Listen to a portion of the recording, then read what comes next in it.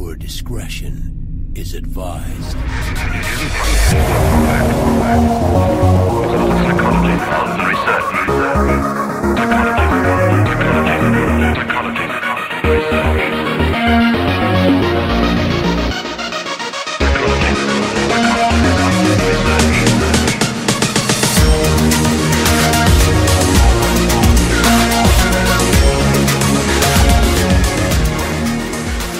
And welcome in to the FC Podcast, episode 6. As always, I'm Killer Gunny with my toast. Toast 78901. With your toast? With my toast. You don't own me, you son of a bitch. Anyway, while Gunny sits here dying... What the fuck was that? While Gunny sits here and figures out the problems in his life, I think we'll talk about what we came here for. Tonight, unfortunately, this is Monday morning for most of you now, so just a heads up in case you missed it. Last night, the battles were canceled. Yeah, no battles. Approximately about 30 minutes before Battle Night was about to start, people started having connection issues. Nat started switching all the way to closed. No one could connect, and then all of a sudden, we all reset our Xboxes hoping to play, and we were all SR1, wearing the same black recruit armor.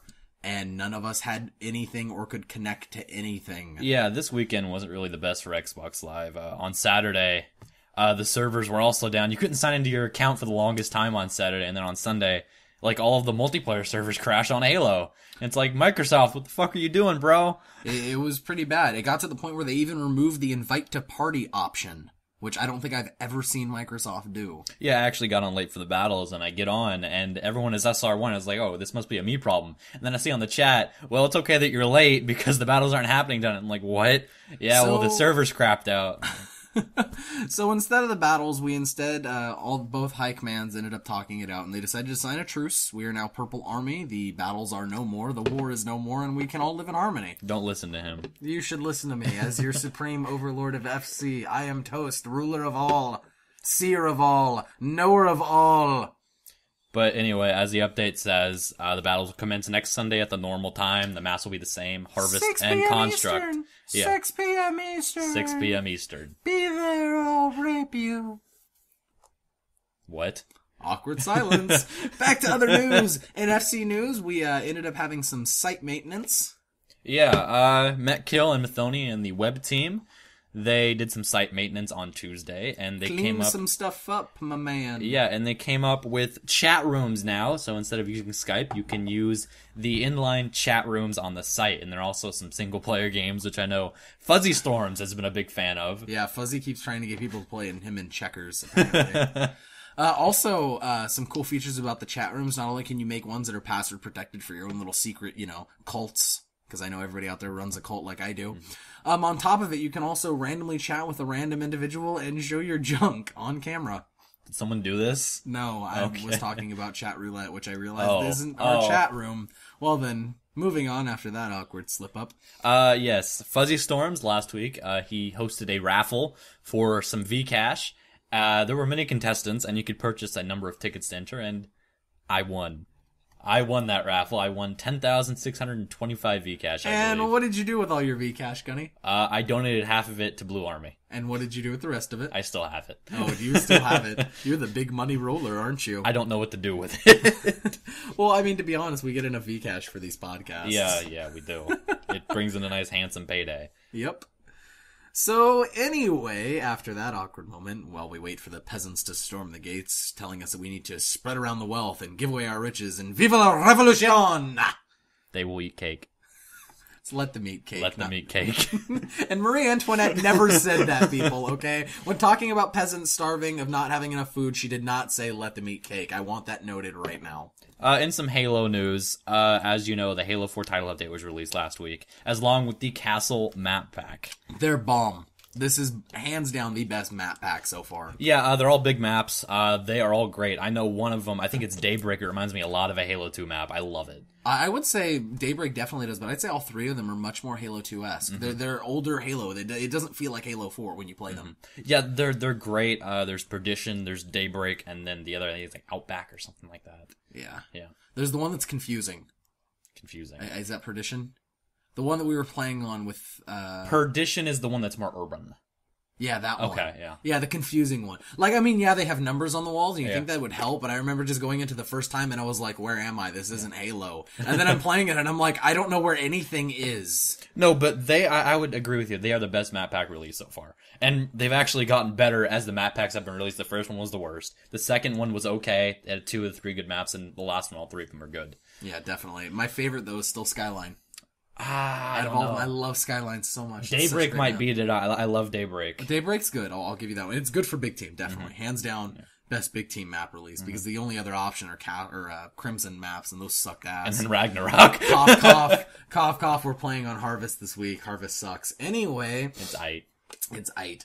Also, with the Halo 4 title update was the introduction of the CSR rating system. Yes, and there's one for every playlist. And actually, if you go on the forums and look under gaming discussion, our friendly blue Lieutenant Colonel Kazul posted a very great breakdown of the CSR. Kaz, I love you. You're my new best friend. I want you to make passionate love to me all night long. Like, if you had any questions, go find his thread and read it. It'll answer all of them. Yeah, it does. It's very in-depth. It's a very good description.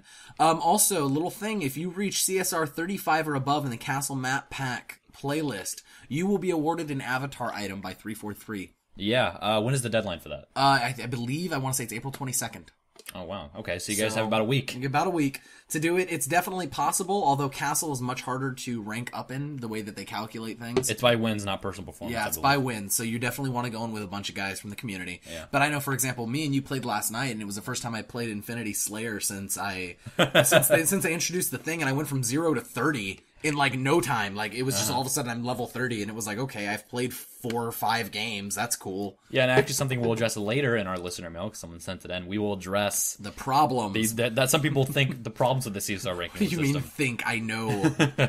but we will get to that. Yeah, we definitely will. So that's coming up later on in the show. But yeah, definitely the avatar item, in case you guys are wondering, it's a black t-shirt with like this like red circle, and it says skills, but the K is highlighted, so it says kills. Get it? Get it? See, aren't they fucking cool? Fucking creative. So yeah, everybody, also with the Title 4 update, wasn't there also the introduction of multi-team, or was that last week? It was multi-team. I think multi-team was introduced. Was it last week? This week. This week. There we go. Then there you got multi-team. Yeah. Action Sack was last week? A couple weeks ago. Oh, fuck. I haven't gone in matchmaking in a long time. I've been busy with school. But in case you didn't know, multi-team is, I think it's 6 teams of 2. It's this big chaotic... Like, it's doubles on crack. Yeah, it's doubles on crack. It's definitely fun, though, going with a friend and just kind of rape shit. So, yeah, with that, guys, I think that's pretty much all of our news, except for the CSR stuff that we will address later on in the show. So with that, we're going to send you guys over to a quick break, and we will be back right after that for a great discussion about the Mass Effect series. Stay tuned to the FC Podcast.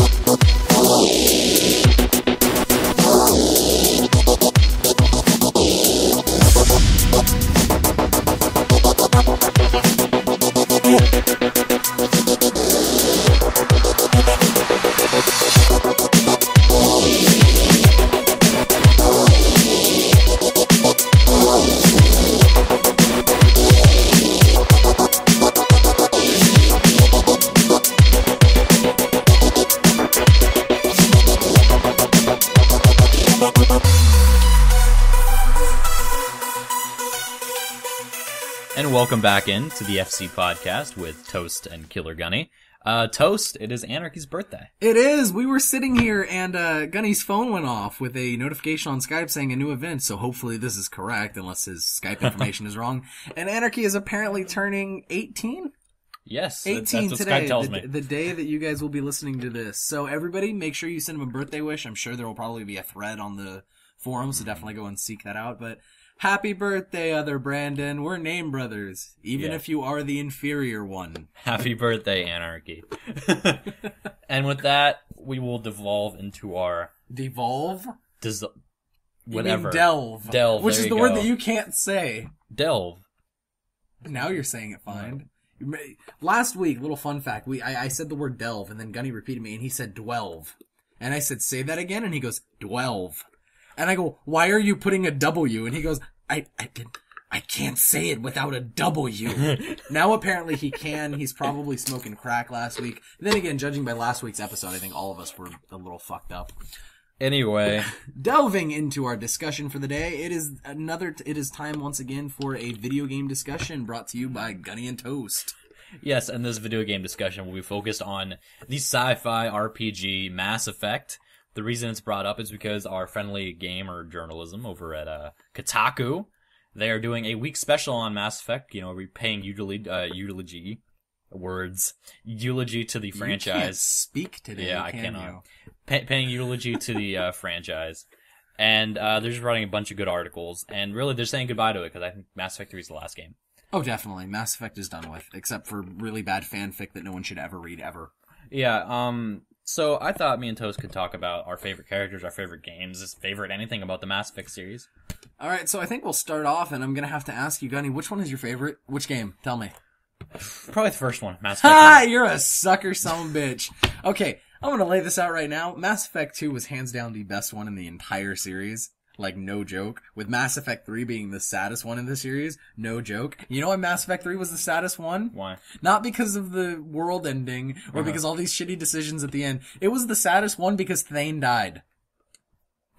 He was the best character in the entire Mass Effect series. No one could touch him. He was so fucking epic. Yeah, he was.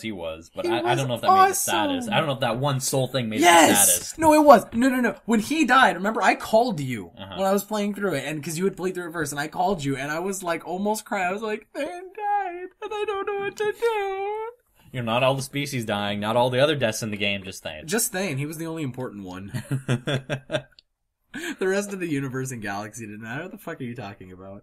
The reason I liked Mass Effect 1 a lot better than Mass Effect 2, and Mass Effect 2 is a good game, believe me, I liked it, just I like Mass Effect 1 better, for the sole reason of the planet exploration, and the fact that Mass Effect 2 had this stupid scanning system, which I hated, where you scan the planets for minerals. I preferred it. Really? I didn't. I hated exploring the planets. I hated it. No, here's the reason why. There were a couple planets where they had shit you could do on the planet, but for the most part, there was fucking nothing on those planets except for driving around for fucking 15 minutes trying to find everything you can like on the fucking artifacts and planet. stuff, yeah. And it was just stupid. At least with Mass Effect 2, if there was a legitimate event, you just went straight to the event, and that's what I wanted. I didn't want this bullshit exploration. Or if you are gonna have exploration, have more to fucking do. There was nothing to do with that. I just found Mass Effect 2 scanning mind-numbing. Like, it was boring to do. Like, at first it was like, oh, this is kind of cool, and then it became boring and tedious. I didn't think it was tedious. I thought it was fun. Maybe that's just me. Maybe I like tediousness. But no, also I'd have to say that Mass Effect 2 had way better characters, way better character development. I will say its combat was a lot better. Combat was miles better than Mass Effect 1. The leveling system and the specialization system I thought was also way better than Mass Effect 1. Including the way in which you could, just upgrade things in general. Like, you didn't have to, go through and, get these incendiary rounds and all this other stuff, put it on. It was just a perk for incendiary rounds. And that was, way cooler. That was way better. I know one thing in Mass Effect 3 that I really liked was that you could, mod your guns. Like, you could fully customize your guns and pick what ones you wanted to go out with. Yeah, that was definitely really nice. Yeah, but favorite characters, I've got to say Thane is up there for me. Shepard, of course, he's okay. Shepard I liked only because of the way that I played as Shepard. I don't know if Shepard can be your favorite character because Shepard is whatever you want him to be. Yeah, exactly. That's what I'm saying. But also, Gunny used to frown on the way that I used to play with Shepard because I made him a total hard ass. Yeah. Like, it would just be like, you need to help me, and it'd be like, I don't have time for this. Yeah, my favorite character would probably be Garrus. I love Garrus. What? Oh god, what was his quote? I can't remember.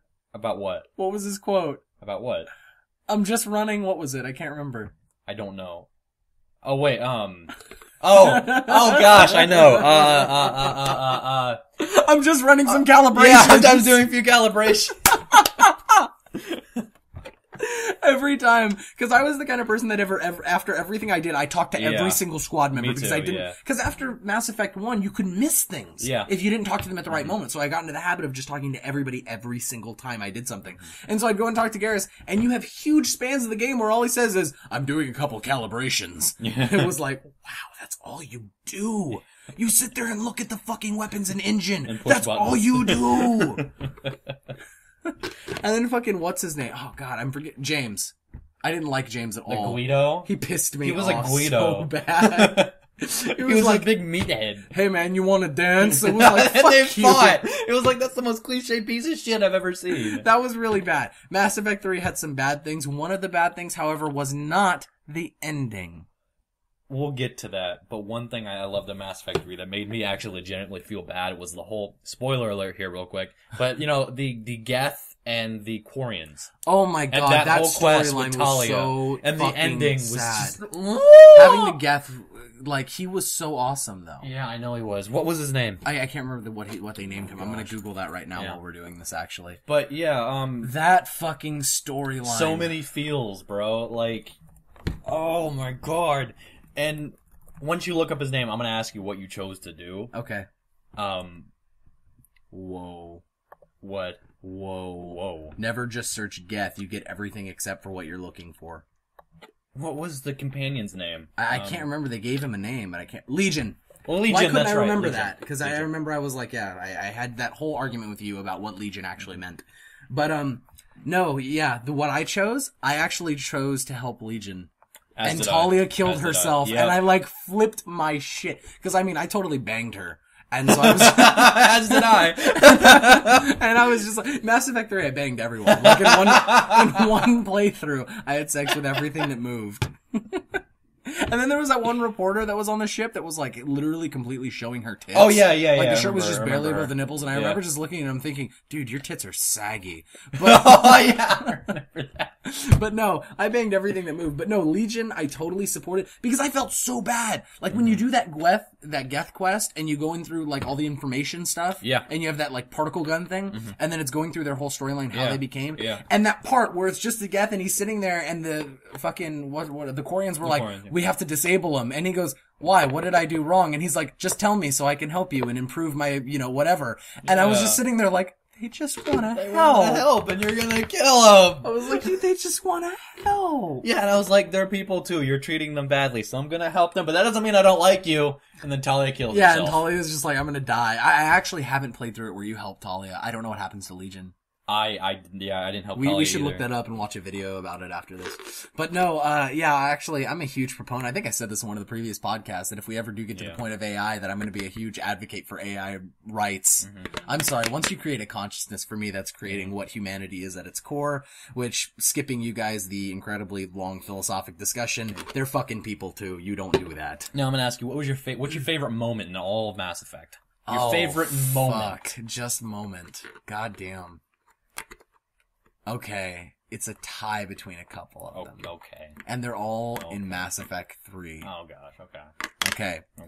The fight with the one assassin guy and Thane, where Thane comes to the rescue. That was a badass scene, and you know it. I thought the boss battle itself was kind of... The boss battle was stupid. I'm talking about the cinematic. Okay. Just the cinematic. The cinematic was badass. Okay. Okay, maybe they're not all in Mass Effect 3. The one where you... Oh, where you crash into the Citadel. That's number 1, isn't it? I think that's that's number 1. Yeah, the whole battle scene was badass. The whole battle scene, that one. Okay, so those 2. And then the third one, the scene where Talia dies. Okay. It was incredibly sad, but that was one of the best scenes ever. Just because the conversation and the dialogue between Legion and you and Talia, that was great. And then the fourth one, the Mass Effect 3 ending. Okay. My favorite moment, probably a couple. I'm going to go with the battle scene at the end of Mass Effect 1. That was epic. That was beautiful. Another one might surprise you is toward the middle of Mass Effect 1. Okay. Where you have that confrontation with Rex. And there's this high tension. Oh my god, when you're on the planet and he's about to snap your fucking head. Okay, do you remember watching me play through that? Because I was over at your house when I did that. Yeah, the first time. Do you remember what I did? You didn't kill him. I him. had intimidation all the way up. That was the first thing I raised. And you intimidated him. I fucking made him stand down. Rex. I told Rex to get back into his motherfucking place and listen to my goddamn orders because I was running the fucking outfit. And he was like... Shepard, you have balls. he was like, that takes a lot of courage to stand up to somebody like that. You know what? Okay, I'll listen to you, but just this once. Yeah, it's like, bitch, get back in your place. Yeah, I just thought that was cool, because, like, I believe that mission, the, Sovereign was cloning. Yeah, they were cloning Krogan. Yep. And he was like, they could save my people, they can add the genophage. The genophage, yeah. And then he gets all pissed off, and there's this huge tension between him and Shepard, and they almost kill each other. And then depending on what you do, either you had to kill Rex. Oh, no. And also the, oh god, what's his name? The Solarians? No. The other, Krogan that you get. Oh, the clone red one? Yeah, the clone one. What's his name? I don't know. It's been too long since I played through these games. The fucking scene Grunt, where you wake him up, if you choose to wake him up. Oh, yeah. And then he fucking, like, slams you up against the wall, and he's like, what is this? I could kill you. And I'm just like, as Shepard, again, I had intimidation, I was like, bring it. Yeah, like, I thought that was, like, tension was how it's like, what the hell? I don't want to kill you because I love you! So what other ones for you?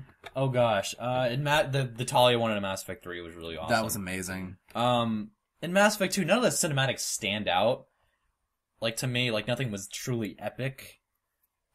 And then the ending, as far as my opinions were, I mean, it still was kind of interesting to see what happened, but... Yeah, it definitely was. So yeah, Mass Effect 3, we're gonna talk about the ending, because I feel that's the giant elephant in the room during any Mass Effect discussion. Put that away, because it's making weird noise. And it's gonna piss me off. Mr. I Sweat for Trees volunteer, you fucking hippie. Anyway, so the Mass Effect 3 ending. I'm going to propose that they were not bad endings. And anybody who thinks they're bad endings doesn't know how to play an RPG correctly. Which people are gonna, 1, disagree with me that they were good, and 2, they're gonna disagree saying, there's no right way to play through an RPG. To which I'm gonna say, yes, there is. The correct way to play through an RPG is to completely immerse yourself. If you got to the ending of Mass Effect 3 and you weren't satisfied, it's because you didn't immerse yourself. Because if you're going to sit there and complain that there weren't any differences with the choices you made and a bunch of other stuff, I'd like to point out that there were slight subtle differences, but the point of the Mass Effect 3 ending was to show that regardless of what happened, that was still the fate of the universe. It didn't matter what choices you made, because the fate of the universe was still sealed. So if you wanted all these different endings, that totally goes against the point that they were trying to get across. Gunny, your retort, because I know you disagree with me. What you said is what I'm against. All their choices don't matter. The point of an RPG is that your choices do matter. No, it's not. No, it's not. What does RPG stand for? Role-playing game. Okay. Does it say choice-defining game? Does it say situation-defining game? No, it says role-playing game, which means you immerse yourself in a role, so to speak. If you want to argue it, technically any video game could be considered an RPG, because you're assuming a role. Let me rephrase myself then. Okay. Not RPG, but Mass Effect was marketing itself that your choices do matter, that your choices have a big impact on the game, which they really did in the games themselves. People died or they didn't die, certain events happened, they didn't happen. You got different, like, portions of the story, and sometimes you did. But with the ending, they threw that out the window and they gave you 3 choices, A, B, or C, and the only fucking difference was a color. The only difference was green, I think, like red and yellow. That's all your difference was. Green, red, and blue. And I'm going to retort that in a second, after I address something that you said there. Okay. You said that, the choices didn't matter. They didn't have big impact. The thing that I ask every single person who takes your stance is, what would you have changed? About the ending? No. The game itself. Everybody says their choices didn't have big enough impact. My question to you is, what scenes could have had a bigger impact then? Where could there have been more impact from your choices in the storylines, the way that they were written? And that's exactly what everyone does. They sigh and they cannot give me an answer. Silence is the sound of not being able to As far as the ultimate ending, because they did have a... No, I'm not saying the ultimate ending. I'm talking about during the game, because I'll address the ending in a second, because I will say that your choices had a big impact. I'm going to make that argument. They didn't factor into the end. I'm going to make that argument after you answer that first question. What, during gameplay, aside from the endings, could your choices have affected more? Okay, let me think. I think depending on who you recruited, like as far as, species were, because you had the option to recruit different species, I think they could have had a different outcome on the battle. Well, like, let's say you recruited the Solarians, which they're great with technology. Maybe they're better against, the Reapers who were full of their That's technology. completely moot, though, because they all united together. So since you unite everybody, it's going to be the same regardless. Do you see what I'm saying? Yes, but see, because I believe there's an option where you couldn't recruit the Solarians, like, you had a choice not to, depending on your moral choice. Okay. And then if you brought them in, since they're so in with science and technology, they could have helped more with that. And if you did, then you had a better chance against the Reapers. If you didn't, you didn't. Like, they had this percentage thing throughout the game where you I didn't really understand species. that, to be honest. Yeah, and like they said that you had a higher percentage to win, but as long as you crossed like a line, you were gonna win regardless. I think that line was like 60%. It didn't matter whatever you did. Like after that, it was just for your completion's sake. It didn't increase your chances to win because after you crossed the yellow line, you were gonna win anyway. Yeah, I didn't really understand that, to be honest. The whole system that they had. But no, but that's exactly what I mean. Like, people can give very few answers when I say that. And I would say that there are big instances. For example, what happens if you kill Rex? Well, I believe if you kill Rex, then they have another guy taking his place, which has different policies on the planet. And so, I mean, I would say that your choices were significantly impacted. Not in the ultimate ending, though. Not in the ultimate ending, and that's where I disagree with you. And here's my argument as to why it was. Because at the end, you get to decide the fate of the universe. And everybody goes, well, it had a similar cinematic. To which my question was, of course it had a similar cinematic. Because if you paid attention to the storyline, the device was going to implement it the same way. The choice was going to be implemented the same way. So of course it had a similar cinematic. Because to be honest, you're not going to see that much of what's actually going on because the changes and everything are going to take a while to take effect. Everybody, here's what I'm going to tell you right now. The people who complain about the Mass Effect series are the group of gamers that are entitled. They're the entitled gamers that feel, we didn't get what we wanted, so we'll complain until we get a DLC that fixes it. And we're entitled in a RPG, quote unquote, to completely give us complete choices that totally change and have completely radical different outcomes. To which again, my response is if it's a role-playing game, which is what RPG stands for, you assume the role. And in that role, when you make that choice, I was completely satisfied. Because I sat down and I looked at it and I thought about what my choice actually meant for storyline's sake. Of course, I had to do some speculation into the future, but I don't think that's too much to ask of the general gamer. No. I sat down and I realized, I picked synergy. That means I melded AI and organic life, and I actually sat there for a half hour contemplating, what are the moral ramifications of that? What does it mean to then be human? Does humanity still exist? What does it mean to be humane? What are the effects that this could take on our biology? What does it mean for the rest of this? And I started just contemplating all these different things. And so for me, at least, that's an amazing ending. It got me thinking more than anything. Everybody got, in my opinion, way too caught up in the cinematics to actually look at what the ending stood for. And everybody was like, the colors are different and that's it, so it must be a bad ending, without actually fucking thinking about it. They were the same cinematic, but you had different rays of light. I don't think anyone could hear you. Okay, sorry. I was just doing that because I forgot I was recording myself. I said they were the same cinematic with different rays of light. Okay, and? Let me make a similar argument. That screams lazy to me. Okay, let me make you a similar argument. Books are all the same, just with different words. That's an unfair argument. Because they're books. You can't change the look of a book. It's a book. Like, it has pages, they have all covers. Cinematics are the same, except with different colors, if you really think about it. All movies are the same with different actors. That's what I'm saying. Come on. Your argument is moot because what I'm saying is everybody got too caught up in the cinematic. This is the generation of people who are entitled to fucking graphics. They're entitled to sound and they're entitled to graphics without actually ever fucking sitting down to ever think about anything. The second that we as a people start sitting here and determining whether or not we like the outcome of a game based on the cinematics, we have a fucking problem. That's not my complaint with the game. Yes, it was your complaint. You said the endings were the same except for different colors. And I'm saying the endings were not the same. They were very different. The cinematics were similar, but they were different endings. But you could have presented them in different ways instead of having these same angles. How would you have presented them then? I'll look at Fallout as a perfect example. No. How would you have presented the Mass Effect games differently? Okay, well, first of all, you need to remind me what the three choices were. The choices were to let everything happen the way it did and knock. So the Reapers knock organic life back to the Reapers exterminate everyone. Yeah, and let the cycle continue. Yeah.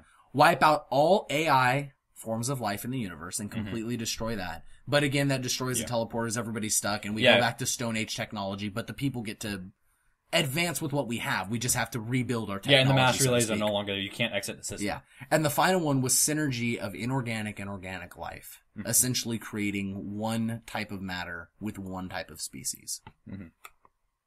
Okay, well, first of all, for the one where you destroy all AI life, I think everything AI just explodes. They didn't really do that. They changed colors and just kind of... No, the Reapers fell. The Reapers failed to operate. Yeah, but like this red shock hit them, and then they just kind of... They kind of stayed on the ground. But after that, they went back, they shot to the Joker flying off in the ship. After that, like, and then there's nothing much after that. Like, they didn't go into much detail after that. Like, what happens then? Like, because, okay, here's the other thing about the ending. No one takes the final part into account. What's the final part? The final part is when the grandfather-like figure is talking to their grandchild. Yeah. And they're talking about the story, and then they ask what happens next, and he says, that's a story for another day. No one takes that into account when talking about these endings. The fact that all of that is the story for another day. Because the story about Mass Effect was about Shepard. Shepard's story, his choice, his part in the universe is done with. The story about what happens afterwards and the effects of this on the universe is a story for another day. That's not for those games to address. Okay, so it's kind of like where the Halo franchise really is a story, or the Halo games are a story about Master Chief and his adventures. Yeah. Everything outside of that, you have to read another book or something. Yeah, that's a story for another day. The story of Master Chief and the Halo rings is from Halo 1, 2, and 3. Yeah. Boom, boom, boom. Yup. And then other stuff you would have to go to other games, like a story. Yeah. Okay. I see what you're saying with that. And that's what I'm saying everyone fails to address. Everybody gets so caught up with the different color argument, and they don't pay attention to the very, very end of the game. Because to be honest, I don't think anybody watched it at that point. They just fucking probably rage quit, or didn't actually, like, listen to what he's saying. But it's a story for another day. It's a different part of the franchise. It's different, it's separate. It's not to be addressed here, because it's not the story of Shepard, quite frankly. So yeah, in that situation, I would have, because the Reapers are not organic, obviously, they're synthetic. Yeah, they're synthetic for sure. They would explode. The Geth would no longer exist either. Their ships would just cease to exist. Yeah. And then what I would have done is I would have kind of explained what would have happened after that, like, or what the rest of this organic species did. And I argue that it's better the way that they kept it because it's open to speculation, which is something that I want games to do. Okay. Why do I want something to completely determine everything for me? Because for me, at least, especially in a role-playing game, that takes out my role. Then I'm playing a linear game. Your role died when Shepard died. Yeah. Yeah. So that's the end. I don't deserve to know anymore. Because I was Shepard and Shepard is done with. That's my argument. You assume the role, you go the role till the end, and once that role is over, your part in it is over, your knowledge of it is over. Because that fully fulfills the point of assuming a role. Gunny just sits here and shakes his head anytime I answer anything, by the way, everyone. Yeah, I understand what you're saying, just I disagree. I would have rather had it the other way. When you merge the organic and the synthetic together, I would have shown that happening. Like, I would have... Shepard, to be honest, I feel they even went a tiny bit too far by showing what happened with the Normandy. I wouldn't have even showed that. Oh, yeah, when Joker has, like, the glowing thing. Yeah, I wouldn't have showed that. I would have ended it with Shepard. You wouldn't have shown anything, just Shepard dies. Well, no, the beam going out the way that they did, because they technically do imply that although Shepard dies, he does kind of become part of that system. So I can see that being still part of Shepard's perspective, but after that, that's it. And that's where I would have ended. I wouldn't have even showed the Normandy. And of course, everyone would have rage quit, everyone would have been pissed, and there would have been that small percentage of the population like me sitting here going, that's exactly what a role-playing game is supposed to do. Actually, you know what? I'm gonna change something. I just thought about this. Okay. With when the synthetics blow up, right? I would have had a completely different cutscene where they're sitting there battling, and all of a sudden... It doesn't say that they blow up. It says that you destroy synthetic life, but it doesn't imply what that means. And here's my argument for that. It says destroy synthetic life. For me, that doesn't mean destroy machinery. That means destroy AI. Because for me, talking about synthetic life, you're specifically talking about the sentience given by artificial intelligence. So essentially, it destroys that circuitry and shuts it down. That's how I saw it. And it reverts everything back. It reverts, like, technology back a very long... Not Stone Age, necessarily, but everything essentially back to the late 20th century is essentially where it would go. But I don't know, like, they just kind of die, I suppose. They stop working. They don't explode. Yeah, they stop working. But yeah, no one says they would explode, so I can't get on them for that. Here's what I would have done. Like, you know, the synthetic side. You have everyone fighting the Reaper shit, right? Okay. They're fighting them, right? And all of a sudden they just fall down. Kind of think episode 1 Star Wars, where the Gunians are fighting the droid army and they just kind of fall over. Yeah. Think that, right? And everything just stops working. And then they go to their technology, their computers, the computers stop working. It's like, what's going on? Their AIs aren't working. The ships literally start falling out of the sky because the ships don't work anymore. Technology is being reverted back. Well, actually, the ships would work. How? Why? It says destroy synthetic life, and it talks about technology being reverted, but it doesn't technically say that those ships with their drives still wouldn't be able to land. AIs, yeah. Okay, then the AIs would stop working. And here's what I'm saying. Like, we don't know for sure because they never actually talk about how important the AI is to the ship. I know, for example, like in the Halo universe, the ship can still operate without its AI. Yeah, you switch over to manual. And yeah, and so I'm assuming they have a failsafe in those ships. Okay. Whoa. Anyway. Ignore Gunny, he's tripping over stupid shit. Anyway. Edit that out. I'm not going to. So, okay, well then they would have a cinematic where the AI stop working. Like, it cuts off, they have to fly their ship, that kind of thing. Yeah. Okay, for when they merge together, then you have kind of this weird moment of everyone's falling over and all of a sudden their skin starts changing. They're forming into something weird, and so the synthetics are doing the same thing. These Reapers turn into these weird, organic, synthetic, weird types, right? And everyone's like, what is going on? What am I? What is going on here? Okay. I will do that, like, instead of the beam of light just going out and doing that, and then with the cycle continues, then I would just have the Reapers raping everything. Think of the Covenant ships glassing a planet, that kind of thing. Just everything ends and they move on. Okay. And my contrary argument to that is, although that would be nice, it isn't necessary for the ending to be good. Okay. And like I said, at that point, you don't need to go into human nature. Just have a more accurate representation of what actually happens. And here's my other argument. Like I said, it would be nice, but I don't think it's necessary. That this is kind of what I meant by entitled.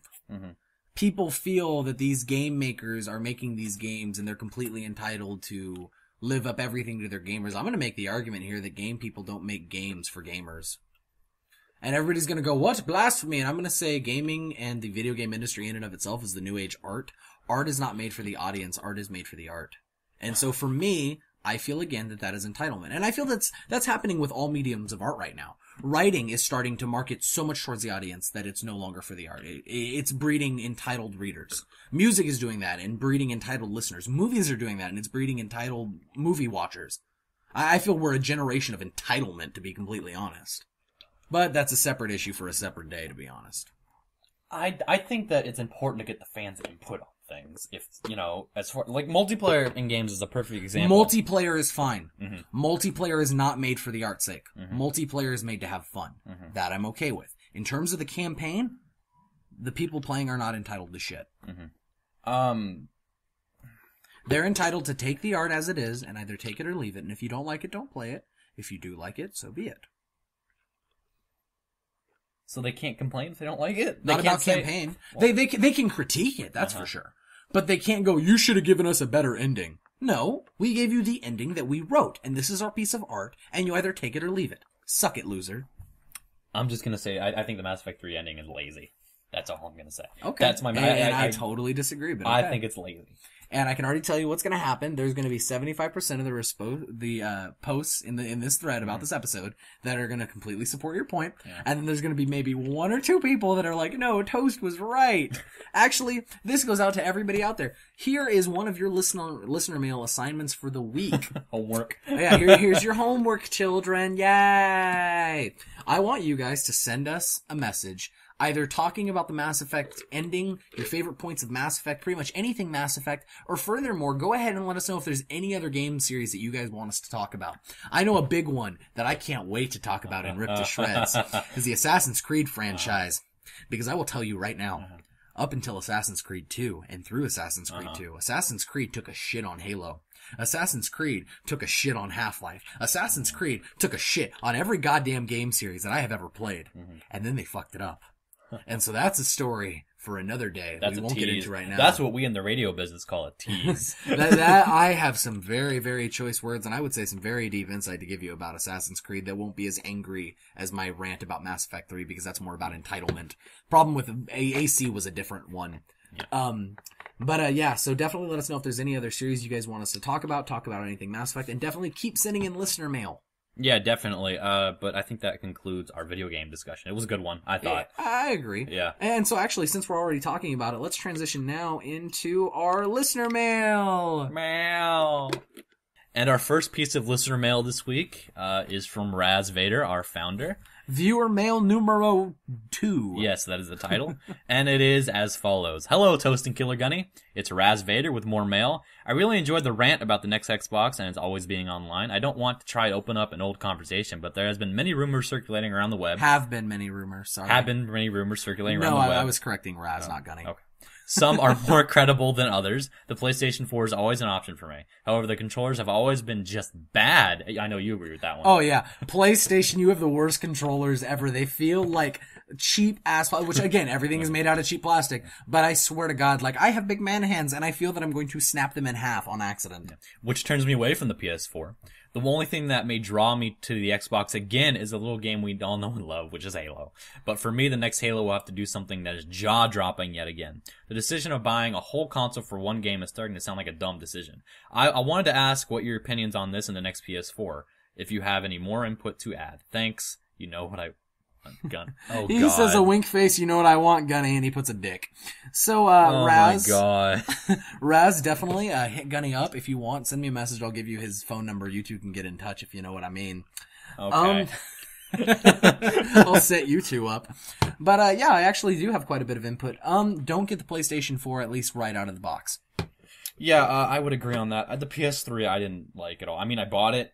And then I learned that the version I bought wasn't backwards compatible, which is a joke. I don't know why consoles aren't backwards compatible. And also, I wasn't a big fan of the games on there. I mean, I like Ratchet and Clank, but the ones on the PS3 weren't as good as the ones on the PS2. The only one that I wish I had a PS3 so I could play is the God of War series. And that's just because I'm a total dork. I played it, it was alright. It wasn't enough for me to buy it, like to keep the console. The only reason I had a PS3 in the first place was to play MLB 12 the show. And then I thought to myself, just like Raz brought up, why do I have a console for one game? And I just sold it. Which he could have sold it to me, but he didn't want to because I didn't want to give him full price. Yeah. I thought I'd give GameStop gave me more money. I thought I'd give a friend, he'd give me a friend discount since he's rich, but whatever.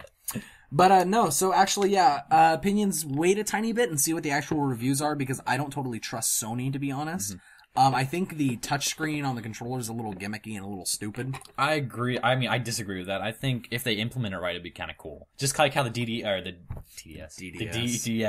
has the little touchscreen, then that works really good. They implemented that really well.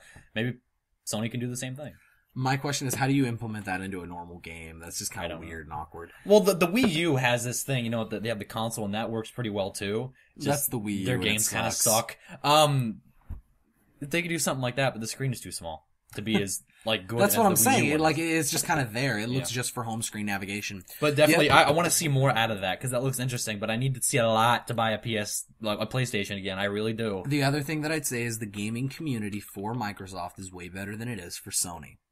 I'm going to argue that the best gaming communities are as follow: number 1, PC gaming, followed by number 2, 360, and then number 3, PlayStation. Right. And I put PC gaming where it is just because I'd say it's a lot more diverse. The modding community is just great. That adds a lot in terms of bonuses for me.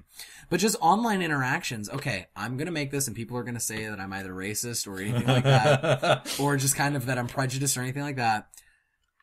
The PlayStation is bought.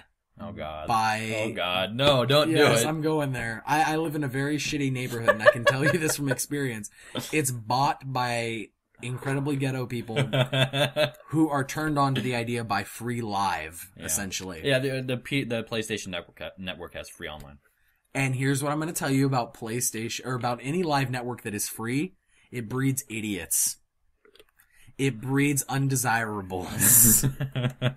And trust me, I'm so not racist at all. That's not even where I'm going with this, so please don't take it that way. Just you get people that, since they don't have to pay for live, they don't necessarily watch their mouth. They're not as respectful. They're not as entertaining. They're not as fun. Now, I mean, you could argue, and a lot of times the PC gaming, I mean, the live is free. But it takes a bit more finesse and, knowledge to run PC servers and stuff than it does to just jump on the fucking PlayStation.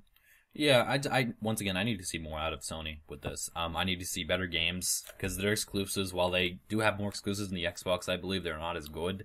And any game that's on there, I can get on the Xbox anyway. So I need to see something, like, amazing. Flashy. Yeah. So yeah, Raz, because I know that, you definitely can't buy both out of the box like most of us here. That would probably be around $1,000, The $1,200. PS4 is supposed to be $500. I'm hearing rumors that the Xbox is supposed to be like $300 though. Even then, that's $800 for both of them. I don't think anybody really has the cash to just blow on that right now, except for you because you're rich.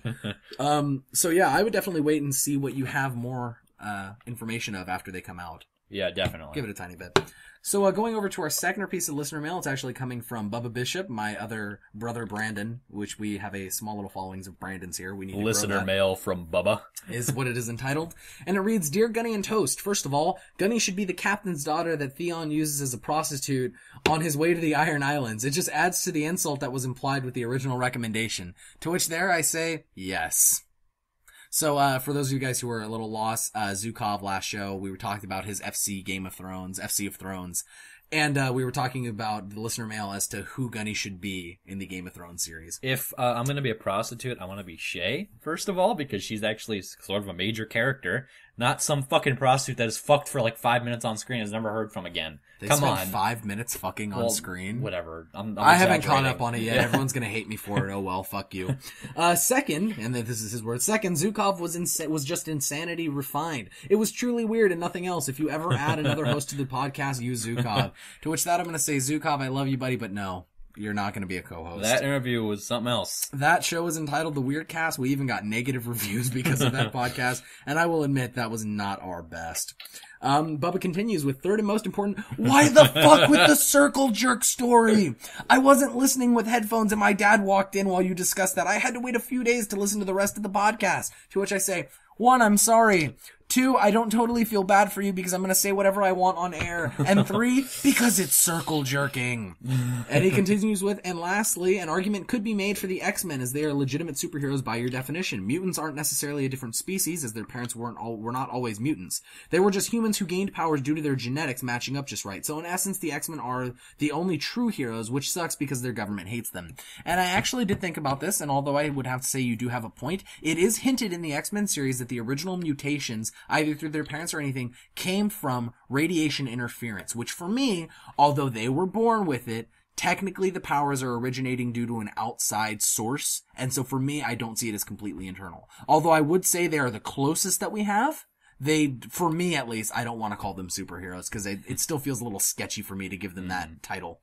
And he says, and to close it out, play The Warrior's Call by Volbeat. This is coming from Bubba, so we will definitely check that song out. Maybe that'll be the closing song. You're just going to have to keep listening, Bubba, to see if we use your piece. Another tease. Alright, our next piece of listener mail is from Platinum of Red Army, entitled CSR. It says, hey, it's Platinum! Very enthusiastic. Emphasis actually in the message, by the way. Yeah, very enthusiastic. Just saying about CSR, Halo trackers complain that it is broken for 2 reasons. 1, too easy to rank up, and 2, guests are allowed to play. Well, first of all, ranking up is a little easy at first, but that really depends who you play with. Once again, go read Kaz's breakdown, it explains that. And 2, the guest thing, that would be really hard to do, because I know in Halo 3, in the ranked playlist, you couldn't bring guests in, obviously, because it's a ranked playlist now. They're kind of half-assing it where it's like a social playlist mixed in with a ranking playlist. So, I mean, I don't see them taking guests out unless they go with a full-on, like, ranked Infinity Slayer and an unranked Infinity Slayer. I mean, I don't know how you would do that. I mean, guests are quintessential because people, when come over, they want to play Halo with their friends. You're not going to not allow them to play Halo with their friends. I don't really know what you're going to do with that other than make an official ranked playlist. I think they should just make an official one, to be honest. I feel they're a little lazy with that. They can have an Infinity, they can have a war game section and then a ranked war game section. Yeah. I mean, it's an undertaking, but it's something that I feel that they owe the gamers. And actually, other Halo news that we forgot to include in the beginning, I'm going to give you a little, little leeway here, Gunny, so you can actually bring up what you wanted to about the other talk about recent Halo 4 news. Yeah, we were going to bring this up earlier, but we forgot to, so we're going to do it now. In the bulletin this week on waypoint.com by 343, they are talking about they're going to really take a hard look at the weapons, and they're going to balance them. First and foremost, the DMR. What they're hinting at really is that they might change the rate of fire on the DMR and maybe do a few more tweaks. I know they talked about automatic weapons as well. They're going to buff those in close range combat. Probably increase damage on the what was the Forerunner gun called? The suppressor. The suppressor and the AR. And the assault rifle. And then also, as far as precision weapons are concerned, they're looking at nerfing the DMR possibly. Possibly keeping the BR where it is. I don't know about that. And then also looking at the carbine and the light rifle. Before we continue, because we're actually running a little short on time here, I don't want to keep you guys for an hour and a half like that one episode. My only argument with that is if you're going to tweak the DMR and lessen it, which I am okay with, you also have to tweak the BR. And here's what I will say. The BR, if it's supposed to be a mid-range weapon, does not operate as such. It is effective at long ranges. You can use the BR at long ranges. So here's my argument. If you notice, try to use an AR at a medium range or long range. It just doesn't work. You know what I mean? I would say the same with the BR. If you're going to have the BR and you're going to have it set up like that, then make it a mid-range weapon. Don't have this, because I mean, you can essentially do what you can with the DMR, just not as effectively at longer ranges. So they, at least for me, would have to reduce its range of effectiveness, personally. Yeah, I'm torn on that, but I'm not going to get into that debate right now. That's one that we'll actually talk about when we review the system when those things are actually implemented. And so to close out our listener mail here, the first piece of listener mail we got this week was a little unusual. I logged on, and it was just entitled FC Podcast, and it said from Lady Friend. And if I looked at the email, it actually said Brandon's girlfriend 69 me at yahoo.com. And my first thought, because I hadn't seen the message yet, was Gabby, which for those of you who don't know is my girlfriend. I'm sitting there and I'm like, she doesn't listen to this, and she wouldn't have told me this. She would have just messaged me on Skype, and it would have probably led into some really long sex discussion. And so I'm sitting here and I'm like, what is this? So I open it up and it reads, "Hi, honey. I'm a big fan of the show and an even bigger fan of you doing the dishes, for fuck's sake. For once, can you do the fucking dishes? I make you dinner, I clean the house, pay for groceries, but for once, can you do the fucking dishes? P.S. Yahoo rules," which is a hint at our last episode, where Zukov says, "Yahoo email. Who the fuck uses Yahoo?" It's like when Raz says, I Bing, says no one ever. And they also conclude with PSS, "Let's have a three-way with Eli, heart. Sincerely, your lady friend, heart." First off, I'd have to say that whoever made this, thank you. You went out of your way to even make a fake email for this. I loved reading that. That made my day. That made my Monday. That's so it was it might have been Tuesday, I think. Monday? Oh Monday, yeah, it was April Monday. 8th. Oh yeah, it was. I had woken up when I saw that after my sleep or before I wrote a paper. But, yeah, furthermore, I knew that it wasn't my girlfriend because it says doing the dishes, for fuck's sake. They get the groceries and cook and all that kind of stuff and clean the house, which actually those roles are reversed for me and my girlfriend. I hate doing the dishes, but I love cooking. And so I actually cook. She does the dishes. I mostly clean the house. Like, if we were to delegate roles, I'm actually more of the bitch in the relationship in that way. But, yeah, I just prefer home stuff. Domestic things. But anyway, so yeah, whoever did this, definitely send us another message. I'd like to hear more from you. Having a three-way with Eli, no, because then our dicks would touch and I'd be gay. And Cunny's dying. And also to conclude that just in general, we have a couple ideas as to who this is. Keep sending us messages, and we'll actually end up maybe bringing it up when we finally think we've pinned down who this person is. Should we say who we think it is, or nah, keep that? I think we'll wait and see if they send us another message. Okay. Because here's the thing, if this is a one-time troll, it's not worthy of my speaking time. There's your challenge, Mr. Lady Friend, or Mrs. Lady Friend. Or hermaphrodite lady friend, whoever you are, trans-op, or post-op rather. Why don't you send us another message, and we'll see if we can't decode who you are. So from both Gunny and me here at the FC Podcast team, this concludes pretty much another episode of the FC Podcast, episode 6. Episode 7, of course, will be up next week. Definitely stay tuned for that, and keep listening, and as always, send in that fucking listener mail. Yes, we love it. We love it. Believe me. Also, to finalize this out, I'm going to be implementing, and I'll talk about this in the forum as well, a new system most likely for us to listen to the podcast.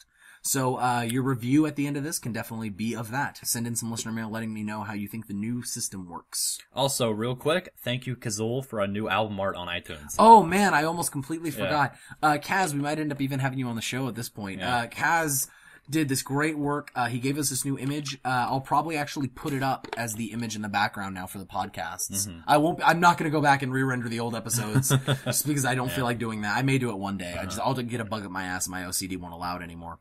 But yeah, we have new album art on iTunes, and it'll be the art on Podomatic. So we actually have our own legitimate artwork now for our work. Yes, and thank you, Kaz. It looks awesome. It does. He actually spent a lot of time. You guys can read about it in the forums. He posted about how it took forever. That was disgusting. How he had to take the original FC logo and blow it up before he could do anything with it. And it took tons of rendering time and just work, and it was great. Thank you, Kaz.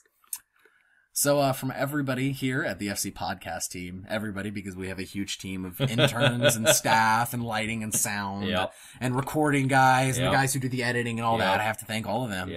Thanks for listening. Stay tuned, and as always, stay classy, guys. Go fuck yourself, San Diego. That's every time.